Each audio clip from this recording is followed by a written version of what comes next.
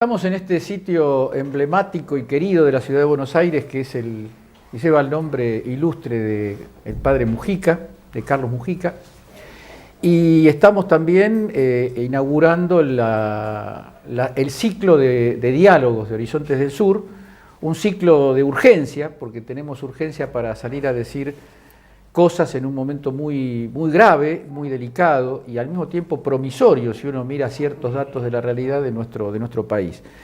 Y nos alegra tener como contertulio, en el caso mío tengo que decir no a un viejo amigo, sino a un amigo de viejas épocas, de militancias plurales allá por los 80, que es Eduardo Valdés, que hoy es diputado del Parlasur. Y más allá de lo circunstancial de sus tareas, hablar con Eduardo siempre es una experiencia de calidad, de madera política, de capacidad de observación y mucho más después de haber hecho en nombre de nuestra República Argentina, designado por el gobierno de Cristina Kirchner, una experiencia de nuevo tipo que es ser embajador argentino, un embajador argentino en el Vaticano dirigido por otro argentino. La verdad que, Eduardo, ese antecedente vas a tener que guardarlo siempre como una joya en tu historia. Y es una oportunidad, ustedes saben que estos diálogos tienen como sentido guía el de pensar esta coyuntura política del país en esta etapa de definiciones que desemboca de alguna manera en el octubre electoral. Y lo vamos a hacer tratando de darle a esta conversación un espacio de reflexión que salga un poco, que salga y vuelva, pero que provisoriamente salga de las referencias estrictas de nuestro territorio, de nuestro país, para pensar en nuestro país desde una visión mundial. Bienvenido, Eduardo, y te tiro la primera. Muchas gracias, Edgardo, por invitarme a este programa, por invitarme a este lugar. Este lugar para mí tiene mucha significación. Juan Cruz, Gustavo Cañaveral, Milcíades, son personas que conozco hace mucho, que armaron este canal, y la verdad que el único video que le pude sacar al Papa de salutación, porque es reacio a hacer esto, fue el saludo a Urbana TV, y lo que son las cosas, ¿no? Le sirvió mucho a los muchachos para que los que vinieron después de Cristina Fernández de Kirchner y que querían borrar todo lo que se había construido, que el Estado ayudó a construir, los protegiera. Y bueno, me alegro mucho y me alegra mucho reencontrarme con los chicos, así que bueno, no es cualquier lugar y un gusto estar con vos. Y de todo lo que dijiste, me gusta más esto de que, porque si hay algo que yo te respeto a vos es tu capacidad de observación y de la pluma, y algo dijiste de que entonces podemos observar juntos. Está muy bien, a eso vamos. Vos estuviste compartiendo territorio y compartiendo no solo territorio, sino reflexión y cercanías políticas con el Papa Francisco. Yo me declaro como un admirador, un insólito admirador del Papa Francisco, porque mi relación con la Iglesia Católica no ha sido en general una relación fácil, más allá de mi primera comunión que tomé, pero creo que la designación y el rol que está jugando Francisco en una coyuntura mundial como la que estamos viviendo, una dura coyuntura mundial como la que estamos viviendo, pasa a ser un dato muy fuerte de una mirada estratégica del mundo. Yo creo que el Papa está aportando pocas voces, yo diría que ninguna voz con la autoridad y el alcance de la del Papa Francisco está poniendo negro sobre blanco la urgencia de una mirada crítica y de una mirada transformadora de la realidad mundial. Me gustaría que hicieras algunas reflexiones sobre esta situación geoestratégica del mundo y la mirada del Papa, la mirada cristiana y la mirada política transformadora que el Papa está aportando y tu propia mirada sobre estas cosas. ¿Me dejas decirte una cosita previa que tenía que ver con este lugar? Yo a Bergoglio lo conozco en el año 98 con Alicia Oliveira, porque había un proyecto, se llamaba Proyecto Retiro, que era un proyecto que encabezaba un tal Ordóñez, pero que era un proyecto de Cavallo. Yo lo miro a Gustavo Cañaveral, que está atrás de cámara, porque él es urbanista y se debe acordar, que tenía por objeto llevar adelante desde la estación Retiro hasta la calle Salguero y Figueroa Alcorta hasta el Espacio Verde, un Puerto Madero 2 con grandes edificios de hoteles 6 estrellas, era turístico. Pero molestaba este barrio, molestaba la villa para los inversores y decidieron venir a comprarle los terrenos a los actuales poseedores. Eso era jaque mate. Y fuimos a verlo con Alicia Oliveira, que era defensora del pueblo también, recién asumida, él acababa de asumir de arzobispo también, y fue impresionante cómo él reaccionó instintivamente, llamó por teléfono, sin avisarnos lo que iba a hacer, pero delante nuestro, a Marta Mujica, la hermana del cura, y le pidió si le permitía trasladar el cuerpo del padre Carlos Mujica, que estaba enterrado en el Panteón de la Recoleta, acá al barrio para hacer el santuario del padre Carlos Mujica. Y a partir de eso pasaba a ser tierra con jurisdicción del arzobispado de la diócesis de Buenos Aires. Difícil iba a ser que le cambiaran el objeto. Y ahí se murió el proyecto Retiro. Estas son cosas que hay que decirlas porque ese Bergoglio llegó a Papa. Es el Bergoglio que yo conocí, puedo contar otras, pero como estamos en este lugar me gustaba dejar registrado, es la primera vez que lo cuento. Y te quiero decir, sí, ¿quién es Francisco? Francisco es, vos sabés que dicen que los papas definen su pontificado en su primer salida de Roma, tanto dentro de Italia como fuera de Italia. Y yo te digo que Francisco podría haber ido a Asís, donde estaba la tumba de San Francisco. Él fue el primer sumo pontífice que se anima a ponerse el nombre de San Francisco, que nadie, el santo más conocido en el mundo, pero nadie se animaba a ser y vivir como San Francisco de Asís. Podía haber ido a Torino, donde está el manto sagrado de Cristo. No, él decidió ir a Lampedusa. Nunca un papa había ido a Lampedusa. Lampedusa es una isla más lejana de la tierra firme italiana y más cerca del continente africano, donde desesperadamente llegan miles y miles por día de iraquíes, libios, sirios, que se le ha destrozado su país desde la violencia, desde el sistema político, y mueren más de la mitad de ellos en el Mediterráneo. Es más, el Papa cuando llega a ese lugar dice: acá están los nuevos desaparecidos. Ellos están aquí porque antes nosotros estuvimos allí. El Mediterráneo se está convirtiendo en un cementerio y modifica el nombre que tenían hasta ese día. Él le hace conocer al mundo que estos africanos desesperados son refugiados y no migrantes. Hasta ese momento la hipocresía de la Unión Europea los trataba como migrantes. Vos sabés que la diferencia entre el migrante y el refugiado es que al migrante el país lo puede expulsar, puede no darle, pero al refugiado por la legislación internacional es obligación no solo recibirlo, sino asistirlo. Ese día yo estaba en Roma.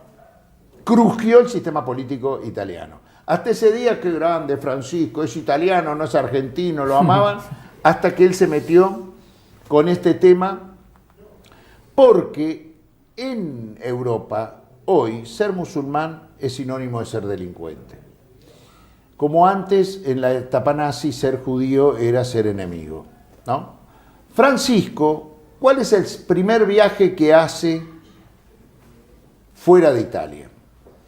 Él cuando va a Lampedusa, dentro de Italia, denuncia la cultura del descarte, que el capitalismo está descartando a los jóvenes, falta de trabajo, descartando a los viejos. Y el primer país que decide salir fuera de Italia es Albania. Albania es un país con el 97% de su población musulmana. Fíjate, si uno analiza la cantidad de viajes de Francisco, el 70% de sus viajes son a países no católicos. O sea, él no hace del catolicismo el leitmotiv. Él ha estado en Corea del Sur, ha estado en República Centroafricana, que todo el mundo le pedía que no vaya, decía que esa guerra civil se lo iba a devorar, en Kenia, países no católicos. Salvo lo de América Latina, el resto son países no católicos. Cuando va a Estados Unidos, va a Cuba, que era un país ateo, aunque la base sea católica. O sea, la interreligiosidad es la principal herramienta, creo yo, que Bergoglio le lleva a Francisco, porque él lo había practicado acá. Acá funda el Instituto de Diálogo Interreligioso. Ningún cardenal en el mundo había planteado un instituto de diálogo interreligioso. No estaba bien visto en el Vaticano esto de que él en la Catedral de Buenos Aires, el día de que se conmemoraba un aniversario de la Kristallnacht, que es la noche de los cristales rotos en Berlín, cuando los nazis marcaron rompiendo las ventanas, los vidrios de las ventanas de las casas donde vivían los judíos para al día siguiente ir a secuestrarlos. Esa, que era una ceremonia muy hacia adentro de la comunidad judía, Francisco celebra en la Catedral de Buenos Aires una ceremonia junto a los rabinos más importantes de América Latina y a los sheikh musulmanes, y allí dice él: acá estamos ante nuestros hermanos mayores, tanto musulmanes como judíos. Eso era impensable que un cardenal lo dijera, y sin embargo él lo practicó acá. Entonces yo creo que esa interreligiosidad que él practica es la principal credibilidad de paz que él tiene cuando se mete en un conflicto. Y por último, después si querés pormenorizamos, sí, una de las grandes virtudes que tiene Francisco en su geopolítica por la vida, defensa de la vida, es que a él no le interesa que la iglesia esté en todas las mesas. A él le interesa sentar en la mesa a las partes enfrentadas. Pasó con Raúl Castro y con Obama, pasó con, ahora el Papa acaba de anunciar que va a Colombia, después de haberse puesto Colombia al hombro, después de que perdió el plebiscito por la paz en Colombia, el Papa lo convocó a Uribe y lo convocó a Santos, al presidente Santos, que no se hablaban hacía 5 años en Colombia, y lo sentó en el Vaticano y retomó, y no solo retomó el proceso de paz, sino que se amplió hasta el Ejército de Liberación Nacional. Ese Francisco, puedo contar de esto muchas historias, Cuba y Estados Unidos, cómo fue, puedo contar, a ver, si hay alguien, y termino, que desde el primer día decidió ser, honrando el cargo, entre los cargos que él tenía, el sumo de los pontífices, es decir, el mayor constructor de puentes y destructor de muros, se llamó Francisco. Quería proponerte una mirada sobre Francisco desde un ángulo parecido, pero que quizás en nuestras tierras, en Argentina y en la región, ha tenido una repercusión muy especial y creo yo muy trascendente, que es este ciclo de reuniones que el Papa viene realizando con los movimientos sociales. En dos sentidos lo digo. Primero, por la colocación en el centro de la mirada mundial. La Iglesia Católica es uno de los grandes actores culturales, espirituales a nivel mundial. La colocación que él hizo de algunas personas muy significativas en el lenguaje político de la época. Digo, para sintetizarlo en un nombre, Evo Morales. Y por las definiciones que fue haciendo en ese tipo de encuentros, donde se quedó coronado, el Papa le dio una especie de perfil central en su discurso, este tema de las 3 T, ¿no? La tierra, techo y trabajo.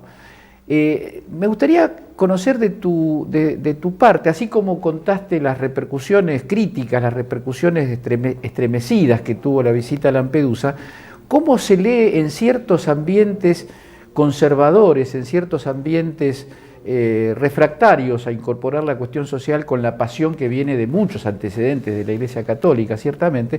¿Cómo se ve al Papa en este movimiento que de alguna manera él mismo salió a replicar a aquellos que decían que era un Papa comunista?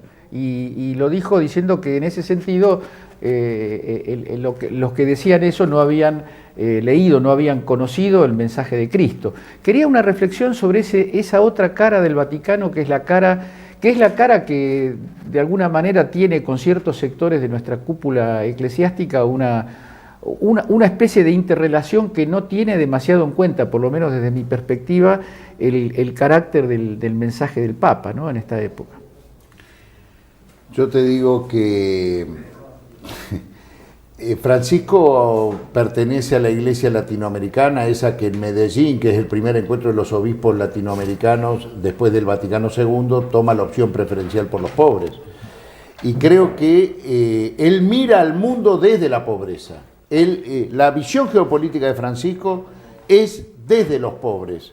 Entonces, toda la mirada tiene que ver cómo ayudar a organizar para que con ellos, porque la Medellín decía opción preferencial por los pobres, para con ellos salir de la pobreza. El con ellos es los movimientos populares, que ningún papa lo hizo. La convocatoria a los movimientos sociales, que vienen a ser los excluidos del sistema capitalista y que son cuentapropistas, por ejemplo, Evo fue no por ser presidente de Bolivia, por ser movimiento cocalero, claro. El movimiento social. Y por supuesto, el mensaje del Papa, así como hablábamos de la paz, el derecho al trabajo, a la dignidad del trabajo es un derecho inalienable. Y como bien dijiste, no es un... cada vez que al Papa le agregan un ismo, cada vez que le dicen, cuando le dijeron Papa peronista, ¿sabes cuándo fue? Por primera vez, lo internacional, no acá, cuando él anexa Cuba a Estados Unidos. El viaje de él iba a ser solo a Estados Unidos, el Papa estaba mediando entre Cuba y Estados Unidos y dice, ¿cómo no voy a ir a Estados Unidos y no voy a ir a Cuba? Ahí le valió el mote de la revista The Economist, Papa comunista. Cuando hace el famoso discurso en Bolivia, en Santa Cruz de la Sierra, de tierra, techo y trabajo, ante los movimientos sociales, le dijeron Papa populista. Y cuando él publica el Evangelium Gaudium, que es la mayor crítica al capitalismo financiero, a la usura, así es, le dicen Papa marxista, la cadena Fox de Estados Unidos. Todo eso lo pueden buscar en la web, está en internet. Él no es ni una cosa ni la otra, es la tradición de la doctrina social de la Iglesia. Pasa que hace mucho que no se... Por ejemplo, vos sabés que hay un fundamento del Evangelium Gaudium. Hay una encíclica de Benedicto XIV en 1763 de contra la usura. Sí. Yo digo, léanla y se quedó corto Benedicto XIV al escribir sobre contra la usura, porque era la gran discusión que ellos tenían, pero no vamos a meter en otro tema, contra los calvinistas, porque lo vamos a seguir en profundidad en un minuto. Gracias.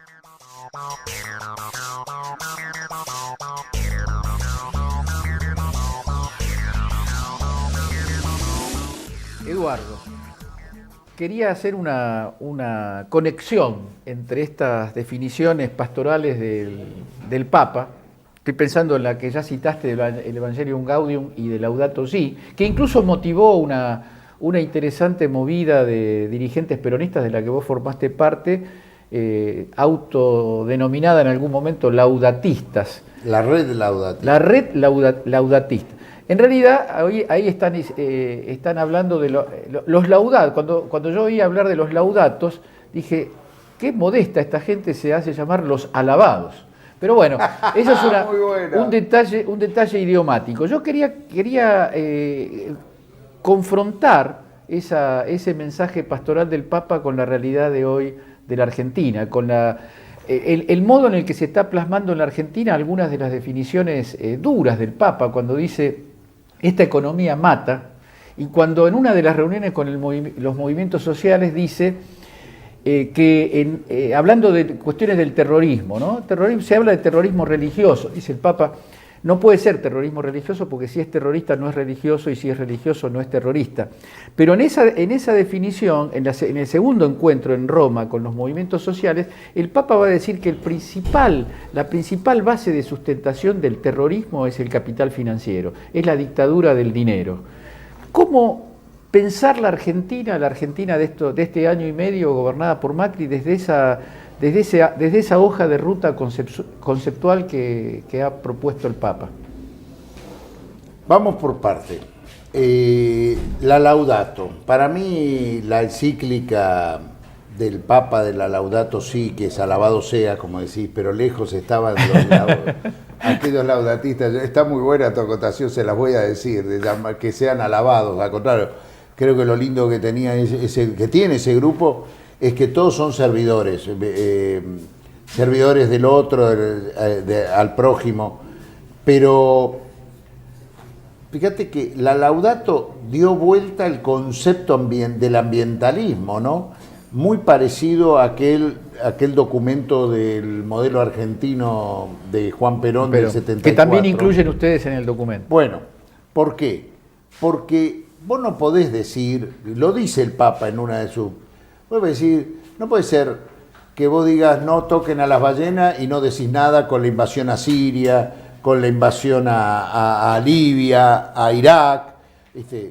la vida humana es tan preciada como la vida animal. En verdad, el que no preserva la vida animal, la vida vegetal, la vida humana, no se puede, o sea, es todo un conjunto, y creo que ahí es donde cae tan fuerte en aquel momento la Laudato, porque habla de la preservación de la vida. Por eso yo te decía que Francisco es integralmente la geopolítica por la vida. O sea, vos no podés destruir la vida humana y decir que no se mueran las ballenas, o viceversa.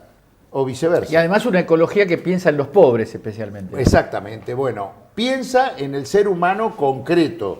O sea, cómo la calidad de vida normalmente cuando se deteriora ambientalmente, a los que perjudica son a los más vulnerables. Lo denuncia la Laudato y es la base fundamental de aquel documento del modelo argentino del año 1974. Tienen muchos puntos en común y seguramente que habrá abrevado Francisco cuando era Bergoglio en aquellos años de bastante lectura, era rector de la universidad. Creo que lo debe haber influido. Para nosotros, imagínate, se juntaba las esencias de nuestro pensamiento político con lo que estaba planteando el jefe de los católicos. Pero lo bueno del laudatismo, del grupo laudatista, es que no son todos católicos. Por ejemplo, mi amigo Víctor Santamaría es agnóstico y sin embargo comparte los valores del laudatismo y entonces esto es lejos de ser alabado, sino era tratar de que cada uno en la parte que le toca vivir en la sociedad se comprometa con los valores. Ese era el motivo por el cual nos reunimos. Se comprometa con los valores y los practique, porque de nada sirve que nos juntemos en una secta y después cuando salimos afuera vamos a degradar la vida, degradarle el ambiente. Y ahí colocan, en ese documento, colocan programáticamente el problema del Laudato y del modelo nacional en la Argentina de hoy, ¿verdad? Así es, así es. Bueno, ahí tuvo mucha influencia también Pino Solana, que tiene muchos antecedentes en esa pelea. Y lo lindo es que el Papa recibió esa programática un 17 de octubre. Sí, claro, se la llevó Pino. Fue una gran casualidad. Pero él abrió su agenda en Roma, casualmente un 17 de octubre, cuando 48 horas antes había estado con el presidente Macri. Así es. Que hubiera querido ser recibido ese 17 de octubre. Es más, acá en Buenos Aires salió periodísticamente. Querían que fuera ese algún día. medio diciendo que el Papa recibía a Macri el 17 de octubre. Pero bueno, la canonización del cura Brochero, que era el motivo por el cual viajaba el presidente argentino, era el 16 de octubre y el Papa le abrió la agenda para el 15 de octubre. Y terminado toda la ceremonia esa, porque no solo era Brochero, se canonizaron ese día 3 o 4 figuras más del mundo, el día 17 a las 5 de la tarde se juntó con Fernando Solanas, que a su vez le llevó su película sobre su visión del peronismo, ¿no? Pero fundamentalmente era para recibir el punto de los laudatistas. Así que fue todo una cuestión de símbolos, pero como digo yo, saquémoslo al Papa del ismo que nos gusta a nosotros porque no le hacemos bien, es bajarle el precio. Ahora, a mí me llamó mucho la atención de ese documento en un momento muy, muy particular, que después vamos a profundizar, de la realidad argentina, como un arco muy variopinto de dirigentes peronistas, en algunos casos colocados en lugares... Posperonistas, preperonistas... Sí, había una diversidad ecológica extraordinaria en ese documento, pero me llamó poderosamente la atención en un momento de tensiones internas muy particular, que no ha desaparecido, pero de alguna manera el ambiente, después vamos a hablar, pero mejoró un poco. Pero en ese momento, las definiciones sobre un proceso creo que hablan de saqueo, ¿no? La adjetivación fuerte y el desarrollo de una crítica profunda al programa de hecho que está ejecutando el gobierno de Macri, me llamó la atención porque a partir de las definiciones de Laudato Si y del proyecto nacional de Perón en el 74, hay como una bajada a tierra de un nivel crítico respecto de la situación política muy, muy particular, ¿no? Mirá, fundamentalmente yo creo que en esas reuniones, sobre todo en las primeras, teníamos un gran dolor de la profundización de las grietas.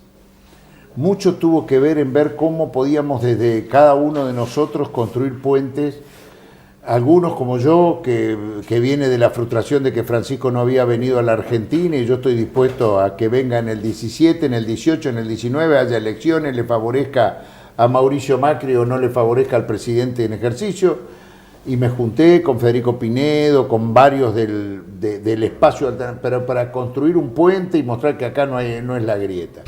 Y ahí se me vino, mira, del debate que tuvimos los laudatistas y de algún libro que he leído últimamente, me animo a plantear un desafío, que es cómo construir un puente en la sociedad argentina entre... Fíjate vos que los unitarios nunca quisieron pactar con los federales un país, una convivencia política y social.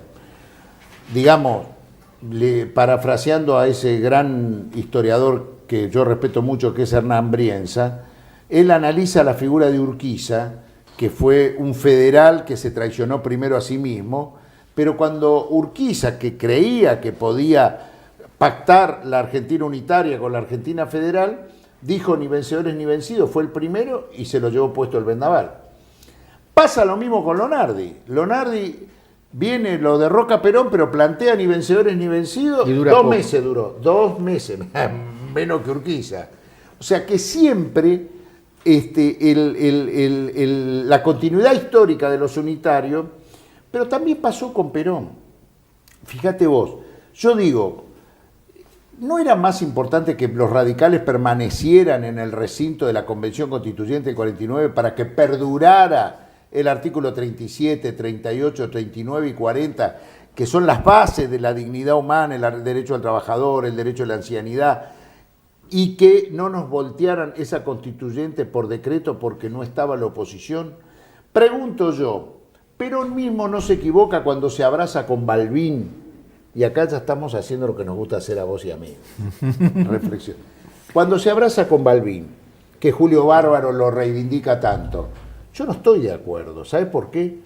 Porque el verdadero abrazo Perón-Balbín era que Balbín sea vicepresidente en la fórmula. Perón nos puso a Isabelita, Isabelita venía con López Rega y todos esos atorrantes detrás. Yo creo que nos falta todavía ese empujón. Pregunto yo, Cristina Fernández de Kirchner, año 2011, gana por el 54% de los votos. Las mejores leyes de este proceso las habíamos votado entre el 2007 y el 2011. La ampliación de derechos. Decime, y todas la votaron una mayoría muy superior al Frente para la Victoria. Los socialistas, que después le devolvimos con narcosocialistas, nos votaron todas las leyes, las estatizaciones que quisimos, matrimonio igualitario, muerte digna, aerolíneas, YPF, todas las votaron. Tuvimos una mayoría. ¿No era el tiempo de que en lugar de que vamos por todo, decir, consolidemos en un país, un Estado que nos permita que después no nos volteen toda nuestra ampliación de derechos por un decreto? Bueno, vamos a disentir, que es lo más hermoso que puede tener esta conversación. O por lo menos preguntarnos cosas, porque vos empezaste diciendo de la Constitución del 49, que yo creo que es un hito que en la etapa que viene la Argentina va a tener que volver sobre esa... Pero somos viudos de esa Constitución. Sí, por eso. Ahora, vos decís, al no estar la oposición, después fue volteada por un decreto. Una cosa que... La echamos a la oposición. Bueno, la oposición se fue. ¿Sí? La oposición se fue, se la echó. Las historias se cuentan de muy diferente manera. Entonces, la oposición, una vez dado el golpe de Estado, que no es un triunfo electoral, sino que es un golpe de Estado, ignora la Constitución y la deroga por decreto. La deroga por decreto. Después ponés como ejemplo las leyes aprobadas por mayorías más amplias que la composición del Frente para la Victoria. En ese caso, también fueron volteadas por decreto. Claro, ¿y qué te estoy diciendo? Pero por eso lo que quiero decirte, Eduardo, es que me parece que la causa de que se volteara la Constitución del 49 y la causa de que se voltearan las conquistas o se intente voltear, no es la participación o no de la oposición, sino un interés estratégico que impide o que por lo menos pone un problema muy grande a esta idea del... Yo estoy de acuerdo en el puente, ¿sabes en qué sentido? ¿Sabes? Espera, termino la idea. El puente, ¿sabés en qué sentido estoy de acuerdo? Que tenemos que acostumbrarnos a respetar la legalidad más allá de las profundas diferencias que inevitablemente existen entre nosotros. Hay un país y otro país que están ahí peleando desde décadas, por no hablar del siglo XIX. Ese empate que cada tanto se desempata en una dirección o en otra, entre la fuerza que quiere una Argentina industrial, justa e inclusiva, y los que se piensan a sí mismos como representantes de una Argentina vendedora de materias primas a los países poderosos del capitalismo, no hay una posibilidad de equilibrio, hay una posibilidad de que esas diferencias se salden pacíficamente y de modo respetuoso por la ley. Me parece que yo el puente lo entiendo como una cuestión de respetar al otro y de hacer valer las instituciones que hacen que podamos vivir en un país igual, pero no en la sutura definitiva de algo que no se puede suturar. La Argentina que están haciendo, la Argentina que pugna por abrirse paso, es una Argentina mejor. No hay país en el mundo, Edgardo, que no haya pactado una convivencia social. Yo creo que a la Argentina, desde aquellos unitarios a hoy, se debe el pacto de convivencia social y política, con los valores que transmitía esa Constitución del 49. Por eso digo, se perdieron oportunidades. Si aquel Perón, en lugar de esa reforma del 49, le sacaba la cláusula de la reelección de él, ¿por qué no podíamos hacer en el 2011 con Cristina, segundo mandato, quiero reformar la Constitución para incorporar modificaciones a la parte dogmática de la Constitución? ¿Qué te parece que hubiera hecho? Pará. Que Menem no quiso porque lo único que le interesaba era la reelección de él. Pero si Cristina, que ya iba en su segundo mandato, dice, vamos a modificar la Constitución no para ser reelegida yo, sino para que estos derechos que hemos ampliado, más la discusión en una convención constituyente de restaurar el 37, 38, 39, 40, con esa mayoría con el cual se sancionaron todas esas grandes leyes que se sancionaron, yo creo que era el pacto de convivencia social y ese es el puente que yo imagino en la sociedad argentina. Creo que el gurcaje, el gorilismo, para denominar de alguna manera, en la sociedad argentina no es más de un 15-20%. No es más de eso. El 80% restante quiere convivir de una manera. Entonces, cuando vos tenés tu mayoría, cuando vos lográs la mayoría, veníamos, acordémonos, Edgardo, 2008, a 6 meses que le había asumido Cristina, era la yegua, era esto, era lo otro. 2011, 54%. ¿Sí? Veníamos de perder la elección del 2009, que nos ganó un muñeco de torta desde un invento mediático que no existe más en la política, porque algo habíamos hecho mal nosotros, quizás, por eso perdimos. Pero en el 2011 veníamos con el 50%. A mí me gusta cuando las mayorías nacionales somos nosotros, porque el país unitario ha fracasado. No lo va a hacer. Macri tuvo una oportunidad y el primer día se puso a bailar en el balcón de la Rosada, ofendiendo a a mucho más que la mayoría del país. Dejamos en pie nuestros matices y vamos a hacer una pausa.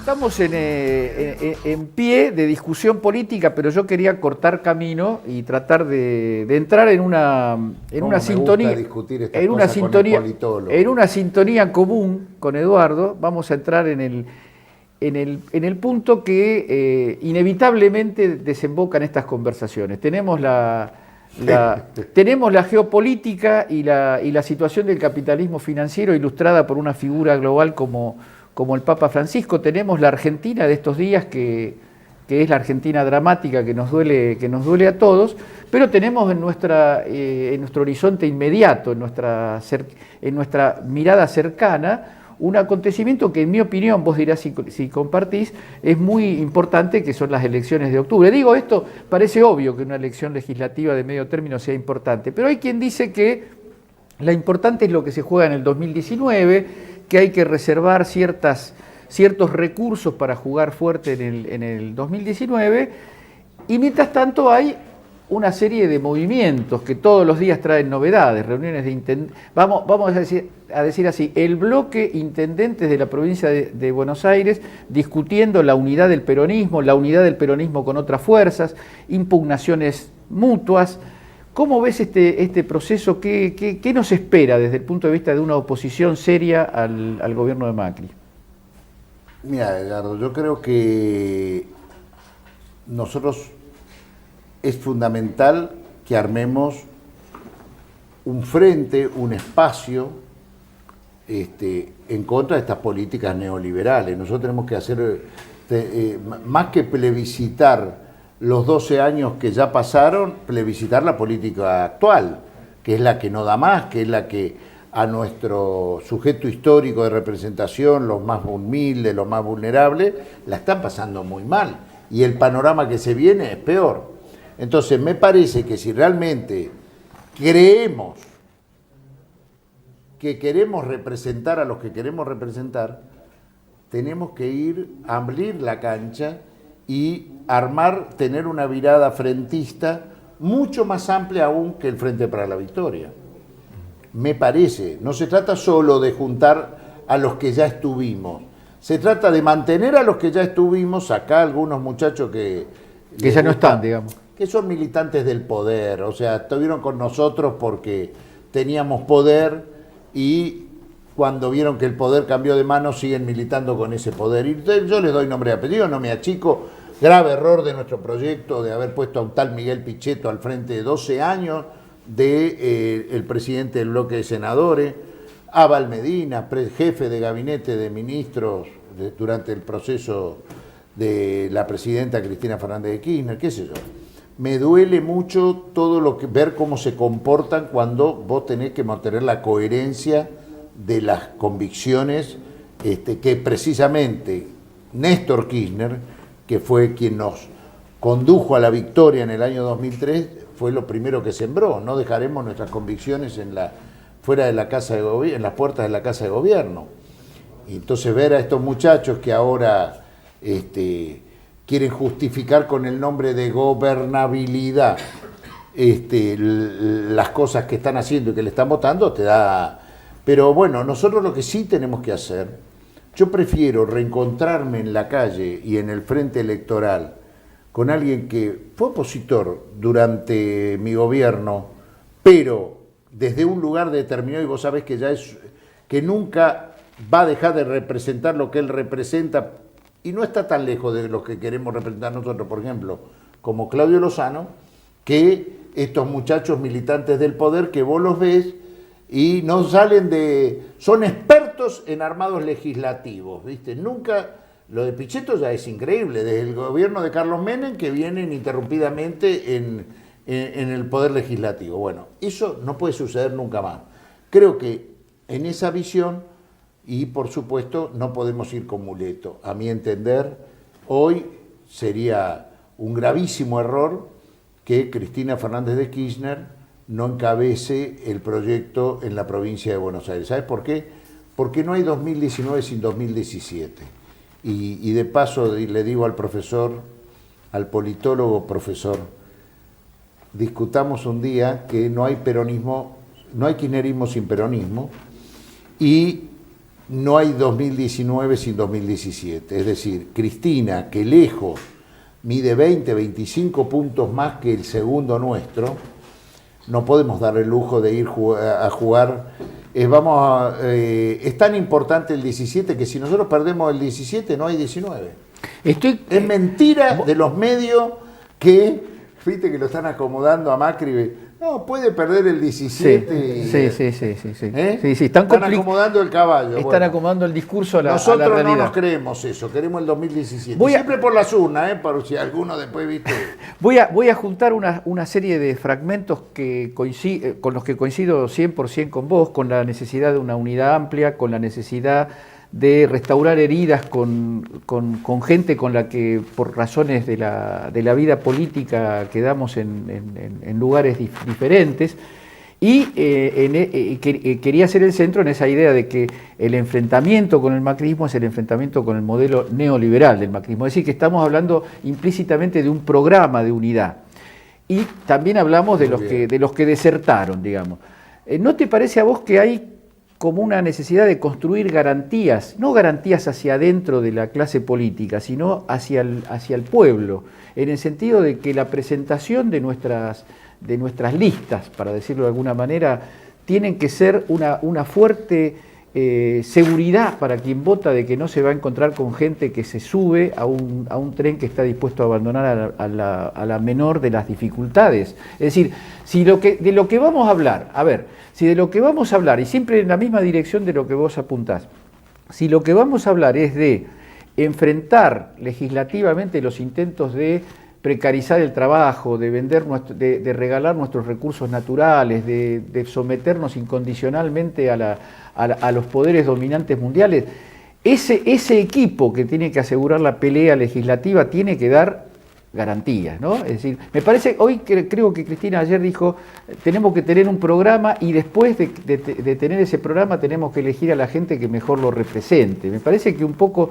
la lógica del asunto ¿Pero cómo lográs eso, Edgardo? Poniéndole un detector de mentiras al que vas a poner en la lista. ¿Quién imaginaba que Abel Medina iba a hacer lo que hizo? No, eso estamos de acuerdo. Que Bocio iba a hacer lo que hizo. Que el movimiento Evita, que integraba el primer anillo del poder en los 12 años, eran los más furiosos del vamos por todo. No, estamos de acuerdo. Hicieran lo que hicieran. Pichetto, acordémonos el final del Pichetto con Cobos el día de la 125, que parecía que bajaba de Sierra Maestra. No es un purismo político lo que yo te estoy proponiendo. No es un purismo político. Es un mensaje de coherencia política. Lógico. Y de articular lo amplio del frente con las garantías políticas. Por eso a mí me parece, y subrayo lo que vos decís, la presencia en el primer sitio de Cristina Kirchner es un fuerte aporte a esa garantía, es un aporte central e indispensable. Ahora, me parece que hay que lograr un equilibrio justo entre una unidad que tiene que ser amplia, tiene que ser un mensaje de que no es lo mismo que en el 2015, que los discursos se renuevan, los nombres se renuevan, las propuestas se renuevan, siempre en la dirección de seguir y profundizar una determinada huella, y que al mismo tiempo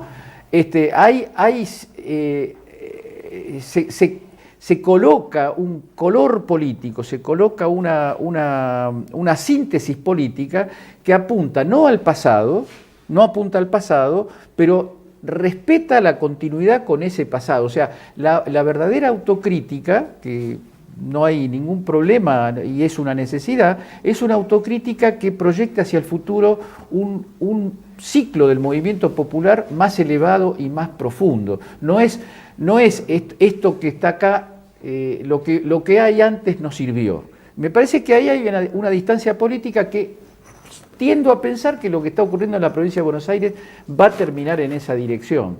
Va a terminar en la dirección de que hay un espacio de unidad, hay un espacio donde se desenvuelven amplias alianzas con un eje, con un centro claro en discutir con el macrismo qué país queremos, ¿no? Me parece que en esa simbología podemos ponernos de acuerdo. Sin duda. Yo creo que primero el espacio propio, digamos, ¿no? O sea, la familia, los que piensan como uno, y después ir a plantearle a los otros, a los que no nos acompañaron, pero que uno le reconoce trayectoria. Por ejemplo, ¿por qué no imaginar que Pino Solana vuelva a casa? ¿Por qué no imaginar a Claudio Lozano, que yo compartí con él la conducción del Partido Justicialista en el año 89?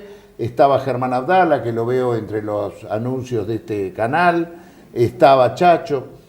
Yo aquel día vos sabés que hay un día que viene Adelina, ese día renuncié a la vicepresidencia del Partido Justicialista en ese momento. Viene Adelina y se fue Chacho. Y yo me acuerdo que mi renuncia puse, viene Adelina, se fue Chacho, perdió Perón.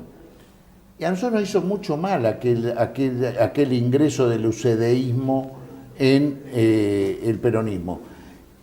Nos hizo mal para cuadros que estaban dentro de los valores del peronismo, que empezaron a buscar en ese neoliberalismo y terminamos haciendo la barbaridad que sucedió en los 90. Sí, ¿no?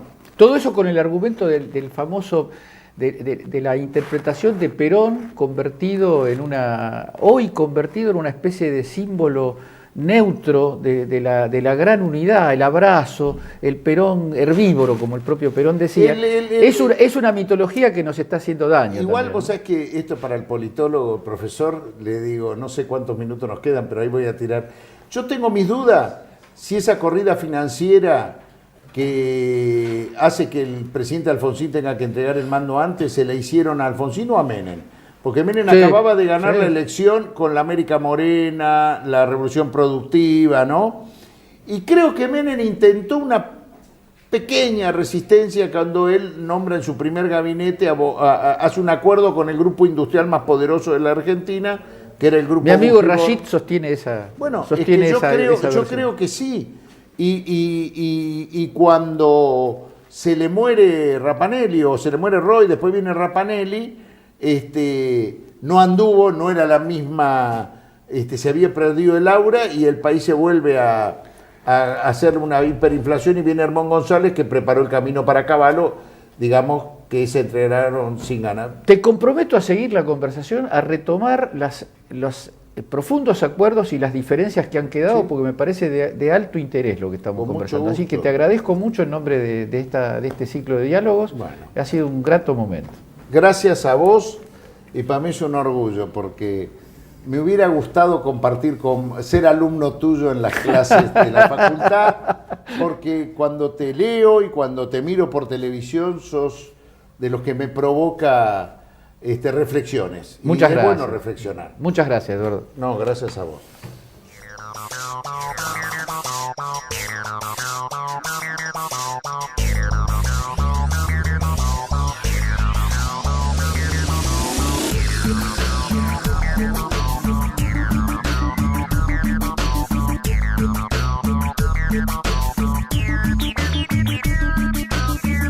Thank you.